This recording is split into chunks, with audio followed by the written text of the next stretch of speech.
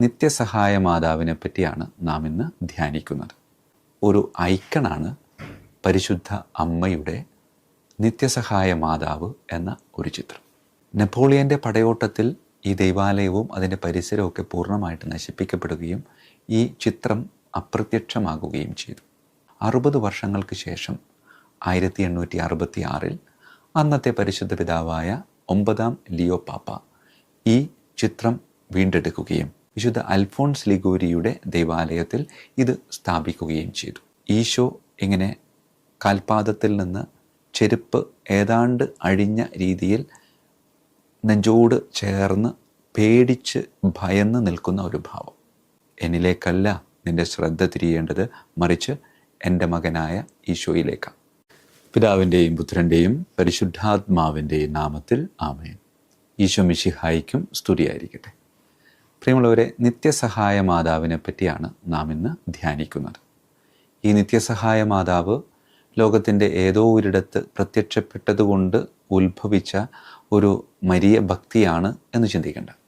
മറിച്ച് ഇതിൻ്റെ ഉത്ഭവം 15-ാം നൂറ്റാണ്ടിൻ്റെ ആരംഭത്തിൽ ഗ്രീസിലെ ക്രീറ്റ് എന്ന സ്ഥലത്ത് ഒരു ചിത്രകാരൻ നിർമ്മിച്ച ബൈസൻ്റൈൻ ശൈലിയിലുള്ള ഒരു ഐക്കണാണ്. ഈ ബൈസൻ്റൈൻ ശൈലിയിലുള്ള ഐക്കണിൻ്റെ പ്രത്യേകത എന്ന് പറയുന്നത് എഴുത്തും വായനയും അറിയാത്തവരിലേക്ക് ചില കാര്യങ്ങൾ കലാകാരൻ വളരെ തന്മയത്വത്തോടുകൂടി അവതരിപ്പിക്കുന്ന ഒരു ശൈലിയാണ്. അങ്ങനെ ഈ ഒരു ശൈലിയിൽ നിർമ്മിക്കപ്പെട്ട ഒരു ഐക്കണാണ് പരിശുദ്ധ അമ്മയുടെ നിത്യസഹായ മാതാവ് എന്ന ഒരു ചിത്രം. ഈ ചിത്രം 15-ാം നൂറ്റാണ്ടിൻ്റെ ആരംഭത്തിൽ നിർമ്മിക്കപ്പെട്ട് ഇത് റോമിലേക്ക് കൊണ്ടുവരികയും 15-ാം നൂറ്റാണ്ടിൻ്റെ അവസാനത്തിൽ 1499 ഇത് മേരി മേജർ ബസലിക്കായുടെയും വിശുദ്ധ ജോൺ ലാറ്ററിൻ ബസലിക്കായുടെയും ഇടയിലുള്ള വിശുദ്ധ മത്തായി ശ്ലീഹായുടെ നാമധേയത്തിലുള്ള ഒരു ദൈവാലയത്തിൽ സ്ഥാപിക്കപ്പെടുകയും ചെയ്തു. ഒരുപാട് ആളുകൾ ഈ ചിത്രത്തിലേക്ക് ആകൃഷ്ടരാകുകയും അമ്മയോടുള്ള ഭക്തിയും അമ്മ നിത്യ സഹായകയായി ഞങ്ങളുടെ കൂടെ എന്നും ഉണ്ടാകും എന്നൊരു വലിയ വിശ്വാസം അവിടെ രൂപപ്പെടുകയും ചെയ്തു. അങ്ങനെ ഭക്തി ഇങ്ങനെ തുടർന്നു കൊണ്ട് പോകുമ്പോൾ യുദ്ധങ്ങളും കലാപങ്ങളും ഉണ്ടാവുകയും നെപ്പോളിയൻ്റെ പടയോട്ടത്തിൽ ഈ ദൈവാലയവും അതിൻ്റെ പരിസരമൊക്കെ പൂർണ്ണമായിട്ട് നശിപ്പിക്കപ്പെടുകയും ഈ ചിത്രം അപ്രത്യക്ഷമാകുകയും ചെയ്തു.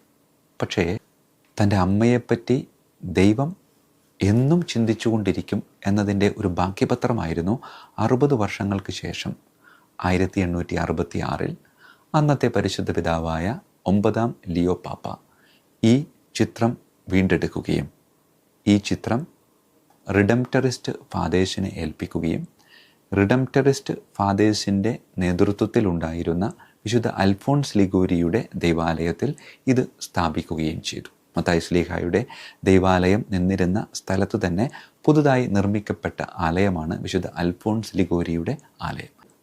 ഒരുപാട് ആളുകൾ പിന്നീട് പരിശുദ്ധ അമ്മയുടെ ഭക്തിയിൽ ആകൃഷ്ടരാകുകയും ഈ ദൈവാലയത്തിലേക്ക് കടന്നു വരാനും തുടങ്ങി. വിശുദ്ധ അൽഫോൺസ് ലിഗോരിയുടെ ആലയത്തിൽ സ്ഥാപിക്കപ്പെട്ട പരിശുദ്ധ അമ്മയുടെ ഈ ഐക്കൺ, പരിശുദ്ധ അമ്മയുടെ ഈ ഭക്തി, ഇത് ലോകം മുഴുവനും അറിയിക്കണം എന്ന പരിശുദ്ധ പിതാവിൻ്റെ ആഹ്വാനമനുസരിച്ച് അവർ ഈ ഭക്തി ലോകം മുഴുവനിലേക്കും പ്രചരിപ്പിക്കുകയും ആ ഭക്തി ലോകം മുഴുവനിലും വ്യാപിക്കുകയും ചെയ്തു.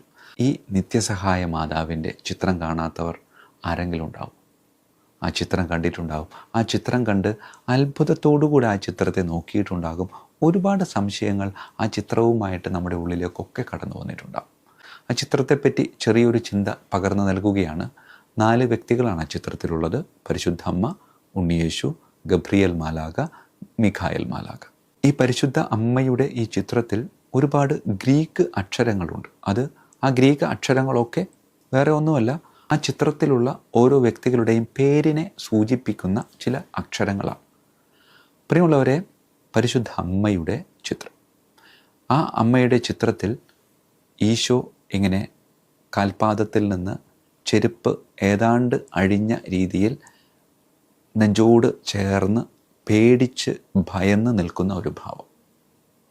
പരിശുദ്ധ അമ്മ ഈശോയെ ഇങ്ങനെ നെഞ്ചോട് ചേർത്ത് പിടിച്ചിട്ടുണ്ട്. പരിശുദ്ധ അമ്മയുടെ വലത് കരത്തിൽ ഉണ്ണീശോ 2 കൈകളും ഇങ്ങനെ ചേർത്ത് വെച്ചിട്ടുണ്ട്. ആ കൈകളിങ്ങനെ നോക്കിയാൽ അറിയാം, 2 കൈകളും ഇങ്ങനെ ചേർത്ത് പിടിക്കുമ്പോഴും പരിശുദ്ധ അമ്മ തൻ്റെ കൈകൊണ്ട് ഉണ്ണീശോയുടെ കരം ചേർത്തിങ്ങനെ പിടിച്ചിട്ടില്ല, മറിച്ച് കൈ ഇങ്ങനെ നിവൃത്തിയാണ് വെച്ചിരിക്കുന്നു. നിവൃത്തി വെച്ചുകൊണ്ട് കാണിക്കുന്ന ഒരു ഭാവം എന്ന് പറയുന്നത്, എല്ലാവരും പരിശുദ്ധ അമ്മയിലേക്ക് നോക്കുമ്പോൾ അമ്മ പറയുന്നു, എന്നിലേക്കല്ല നോക്കേണ്ടത്, എന്നിലേക്കല്ല നിൻ്റെ ശ്രദ്ധ തിരിയേണ്ടത്, മറിച്ച് എൻ്റെ മകനായ ഈശോയിലേക്കാണ്. ഞാൻ സഹരക്ഷക മാത്രമാണ്. അതുകൊണ്ടാണ് പരിശുദ്ധ അമ്മയുടെ ശിരോവസ്ത്രത്തിൽ 2 നക്ഷത്രങ്ങളുണ്ട്. ഒന്ന് ബത്ലഹേമിൽ ഉദിച്ച നക്ഷത്രത്തിൻ്റെ ഒരു പ്രതീകം, മറ്റൊന്ന് ഒരു കുരിശാകൃതിയിലൊരു നക്ഷത്രമുണ്ട്. ഞാൻ എൻ്റെ മകനായ ഉണ്ണീശോയോടുകൂടെ സഹരക്ഷകയായി നിങ്ങളുടെ കൂടെ ഉണ്ടാകും. ഞാൻ സഹരക്ഷക മാത്രമാണ് എന്നൊരു ഓർമ്മപ്പെടുത്തലാണ്. പ്രിയമുള്ളവരെ, ഇരുവശങ്ങളിലുമുള്ള ഗബ്രിയേൽ മാലാഖയും മിഖായേൽ മാലാഖയും അവരുടെ കൈകളിലുള്ള പീഡാസഹനത്തെ സൂചിപ്പിക്കുന്ന ചില കാര്യങ്ങളുണ്ട്. നീർപ്പഞ്ഞി, വിനാഗിരി, കുന്തം, കുരിശ്, ആണികൾ. ഇത് കണ്ടിട്ട് തെല്ലൊരു ഭയത്തോടെ ഓടി അമ്മയുടെ അടുക്കിലേക്ക് വരിക. കാലിൽ നിന്ന് ചെരുപ്പ് താഴേക്ക് പോകുന്നുണ്ട്. അത് ഒരു പ്രതീകാത്മകമാണ്. പരിശുദ്ധ അമ്മയുടെ നെഞ്ചോട് ചേർന്ന് നിൽക്കുന്ന ഉണ്ണീശോയിൽ ദൈവീകതയും മാനുഷികതയും ഉണ്ട് എന്നതിൻ്റെ ഒരു പ്രതീകം.